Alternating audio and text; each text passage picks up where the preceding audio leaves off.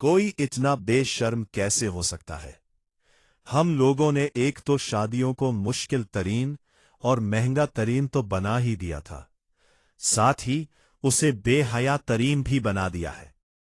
अफसोस तो इस बात का है कि जिन रिश्तों की बुनियाद अल्लाह और उसके रसूल सल्लल्लाहु अलैहि वसल्लम के अहकामात पर रखी जानी चाहिए, वहां हम सबसे पहले उन्हीं अहकामात की धज्जियां उड़ाते हैं।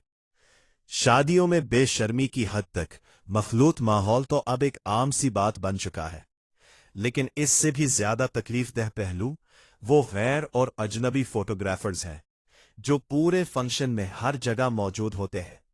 ये लोग दुल्हन और उसके साथ मौजूद खवातीन की हर एंगल से तस्वीर लेते और वीडियोस बनाते हैं।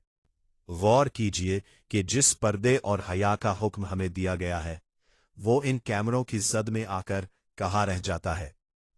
सबसे खतरनाक बात यह है कि यही फोटोग्राफर इन तस्वीर और वीडियोस को एडिट और डेवलप भी करते हैं।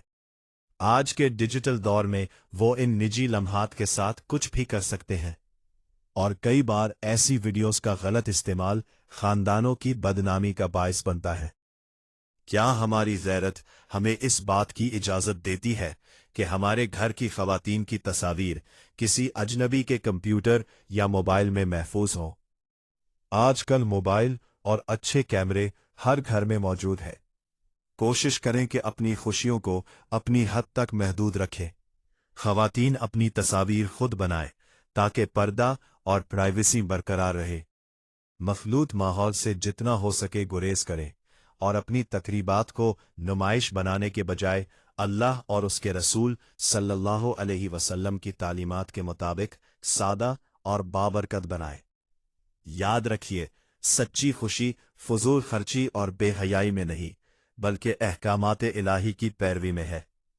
अल्लाह पाक हम सबको हिदायत और हया वाली जिंदगी अता फरमाए। आमीन। मज़ीद नई मालूमात के लिए चैनल को सब्सक्राइब जरूर करें।